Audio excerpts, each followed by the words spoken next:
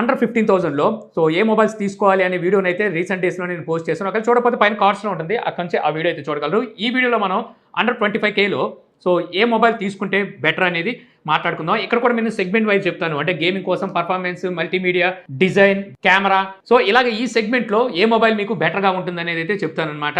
అలాగే ఇక్కడ నేను మొత్తం స్పెసిఫికేషన్ చెప్పను, స్పెసిఫికేషన్ మీకు చూపిస్తాను. ఇందులో హైలైట్స్ మాత్రం మీకు ఇక్కడైతే చెప్తాను. సో ముందుగా చూస్తే మనకి పోకో X6 Pro, యాక్చువల్గా X7 Pro కూడా వచ్చేసింది, అయినప్పటికీ దాని ప్రైస్ ఎక్కువగా ఉంది కాబట్టి మనం ఇప్పటికీ X6 Proని అయితే తీసుకోవచ్చు. ఈ మొబైల్ బ్యాంక్ ఆఫర్స్ అలాగే స్టోరేజ్ వేరియంట్స్ బేస్ చేసుకొని 23,000 నుంచి 25,000 రూపాయల మధ్యలో ప్రైస్ అయితే ఉంటుందన్నమాట. ఇందులో హైలైట్స్ చూసుకుంటే ప్రాసెసర్ MediaTek Dimensity 8300 Ultra ఈ ప్రాసెసర్ అయితే ఉంటుంది.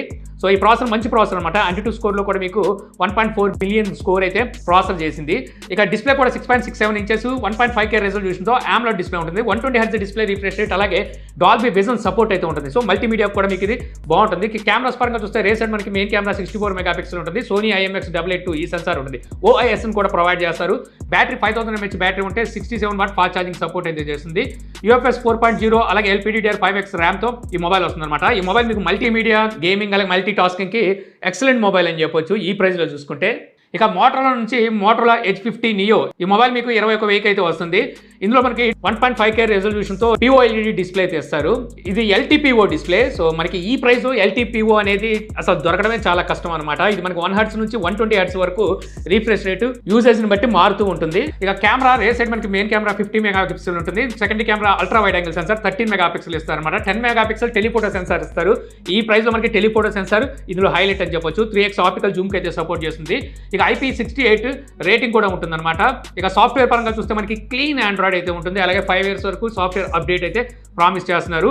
ఈ మొబైల్ మీకు మీడియా లవర్స్కి, ఫోటోగ్రఫీకి, అలాగే క్లీన్ ఆండ్రాయిడ్ వాడే ఒక మంచి బ్రాండింగ్ మొబైల్ కావాలి అనుకుంటే ఖచ్చితంగా ఇది మీకు మంచి ఆప్షన్ అయితే అవుతుంది. ఇక మరొకటి OnePlus Nord CE4 ఈ మొబైల్ మీకు ఇప్పుడు 21,000 నుంచి 25,000 రూపాయల మధ్యలో అయితే దొరుకుతుందన్నమాట. ఇందులో ప్రాసెసర్ మీకు స్నాప్డ్రాగన్ 7th Generation 3 ఈ ప్రాసెసర్ అయితే ఉంటుంది. ఇది సెమీ ఫ్లాగ్షిప్ ప్రాసెసర్ అని చెప్పొచ్చు. బ్యాటరీ మీకు 5500 mAh battery 100 watt fast charging అయితే సపోర్ట్ చేస్తుంది. సో మీకు ఎక్కువ బ్యాటరీ బ్యాకప్తో పాటు ఫాస్ట్గా ఛార్జ్ అయ్యే అవకాశం కూడా ఉంటుంది. అంటే 50% ఛార్జింగ్ అనేది 10 minutesలోనే ఇది కంప్లీట్ చేయగలదు.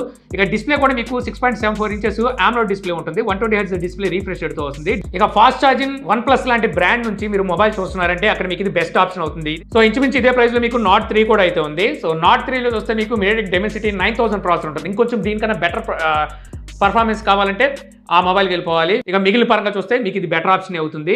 ఇక 22 నుంచి 25 మధ్యలో మీకు గేమ్స్ కోసమే మొబైల్ కావాలి అనుకుంటే ఇక్కడ మీకు Infinix GT20 Pro ఈ మొబైల్ అయితే ఉందన్నమాట. ఇది మనకి గేమ్ మీద ఫోకస్ చేసి తీసుకొచ్చిన మొబైల్.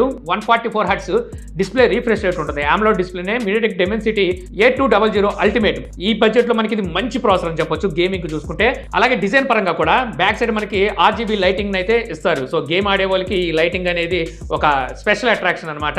ఇక స్టోరేజ్ టైప్ UFS 3.1 ఉంటే RAM type LPDDR5X RAM type అయితే ఉంటుంది.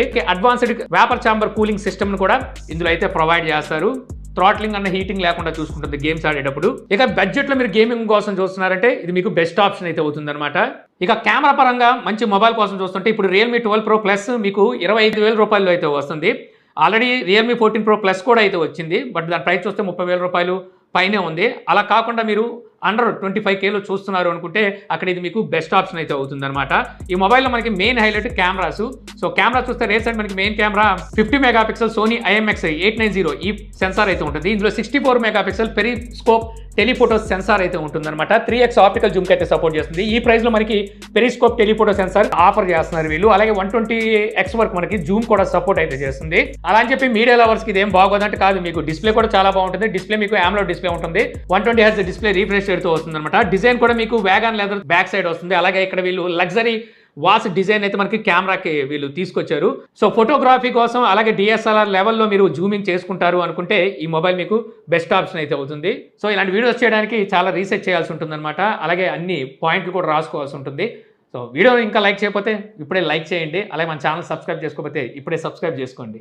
ఇక ఆండ్రాయిడ్ ఫోన్స్లో మీరు రెగ్యులర్గా డిజైన్లు కానీ రెగ్యులర్ యూఐని కానీ చూసి విసిగిపోయి ఉంటే సో అక్కడ మీకు నథింగ్ ఫోన్ 2A అలాగే 2A Plus ఈ రెండు మొబైల్స్ అయితే ఉన్నాయి. 20,000 నుంచి 24,000 రూపాయల మధ్యలో ఈ మొబైల్స్ అయితే వస్తాయన్నమాట. మీ బడ్జెట్ని బేస్ చేసుకొని 2A తీసుకుంటారా 2A ప్లస్ తీసుకుంటారా మీ ఇష్టం. సో రెండిట్లోనే మీకు పెద్ద డిఫరెన్స్ అయితే ఉండదు. మెయిన్లీ చూసుకుంటే ఈ మొబైల్ మనకి డిజైన్ ట్రాన్స్పరెంట్ బ్యాక్స్ అయితే వస్తుంది. అక్కడ మీకు గ్లిఫ్ ఇంటర్ఫేస్ అయితే ఉంటుంది. LED డిస్కో లైట్స్ జిగా మెరుస్తూ ఉంటాయి. చూడడానికి చాలా ఆకర్షణీయంగా ఉంటాయి.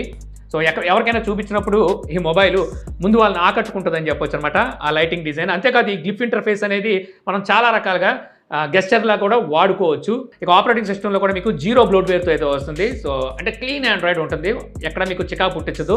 ఇక పర్ఫార్మెన్స్ విషయానికి వస్తే MediaTek Dimensity 7200 ఈ ప్రాసెసర్ మీకు 2Aలో ఉంటే ప్లస్లో 7350 ఈ ప్రాసెసర్ అయితే ఉంటుంది. 5000 mAh బ్యాటరీతో వస్తుంది. 45 వాట్ ఫాస్ట్ ఛార్జింగ్ ఉంటుంది. ప్రోలో చూస్తే 50 వాట్ ఫాస్ట్ ఛార్జింగ్ ఉంటుంది. ఫ్రంట్ కెమెరా కూడా 50 మెగాపిక్సెల్ అయితే ఇస్తారు. సో డిజైన్ పరంగా ఒక మంచి మొబైల్ కావాలి, సో ఫ్రెష్ ఫీలింగ్ ఉండాలి, అలాగే క్లీన్ ఆండ్రాయిడ్ ఉండాలి, ఎక్కువ చికాకు పుట్టించకూడదు అనుకుంటే సో అక్కడ మీకు ఈ మొబైల్ బెస్ట్ ఆప్షన్ అయితే అవుతుంది. ఇక మీరు వివో అండ్ IQ లవర్స్ అనుకోండి, సో ఇక్కడ మీకు 25,000 రూపాయల లోపు Vivo T3 Pro, IQ G9s Pro, so ఈ రెండు మొబైల్స్ ఉన్నాయి. రెండింటికి పెద్ద డిఫరెన్స్ అయితే ఉండదు. సో రెండు ఒకటే. మీకు ప్రైస్ ఏది తక్కువలో వస్తే సో ఆ మొబైల్ అయితే తీసుకోవచ్చు అనమాట.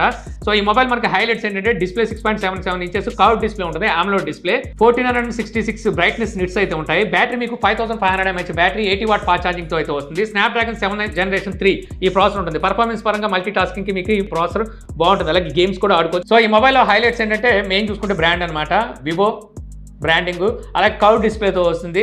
అలాగే Snapdragon 7 Generation 3 ప్రాసెసర్తో వస్తుంది కాబట్టి పర్ఫార్మెన్స్ కెమెరాస్ కూడా మీకు పర్వాలేదు, ఈ ప్రైస్లో చూసుకుంటే బాగానే ఉంటాయి. ఇక ఫైనల్గా ఇదే 25,000 రూపాయల లోపు మీరు ఒక ఫోల్డింగ్ మొబైల్ కోసం చూస్తున్నారంటే, మామూలుగా ఫోల్డింగ్ మొబైల్ అంటే చాలా ప్రైస్లు ఎక్కువగా ఉంటాయి. అలా కాకుండా మీ బడ్జెట్ 25,000, సో అక్కడ మీరు ఫోల్డింగ్ మొబైల్ కావాలి అనుకుంటే అక్కడ టెక్నో ఫాంటమ్ V Flip అయితే వస్తుంది అనమాట. ఈ మొబైల్లో డిస్ప్లే సైజ్ మీకు 6.9 ఇంచెస్ AMOLED డిస్ప్లే అయితే ఉంటుంది. 1.32 ఇంచెస్ కవర్ డిస్ప్లే అయితే ఉంటుంది. ఇక కెమెరా కూడా మెయిన్ కెమెరా 64 మెగాపిక్సెల్ ఉంటుంది. Second camera 13 megapixel ultra wide angle తో వస్తుంది. సో ఈ మొబైల్లో బెస్ట్ ఏంట్రా అంటే 25,000 రూపాయల్లో ఫోల్డింగ్ మొబైల్ అనమాట. ఇది మొబైల్ కి సేలింగ్ పాయింట్. సో నేను చెప్పిన ఈ మొబైల్ ఫోన్స్ లో మీరు ఏ మొబైల్ వాడుతున్నారు, ఏ మొబైల్ తీసుకోవడానికి ఇష్టపడతారు అనేది నా కామెంట్ సెక్షన్ లో అయితే చెప్పండి. అలాగే ఈ లిస్ట్ లో నేను చెప్పని మొబైల్ ఏముంది బెస్ట్ ఇది అండర్ 25,000 లో అనేది కూడా నాకు కామెంట్ సెక్షన్ లో అయితే చెప్పగలరు. సో ఈ వీడియో మీకు నచ్చింది అనుకుంటున్నాను. వీడియో మీకు నచ్చితే లైక్ చేయగలరు. యూట్యూబ్ లో మన ఛానల్ ఇంకా సబ్స్క్రైబ్ చేసుకోకపోతే ఇలాంటి మరిన్ని వీడియోస్ కోసం మన ఛానల్ ని సబ్స్క్రైబ్ చేసుకోవడం మర్చిపోమాకండి. So thank you for watching. జై హింద్.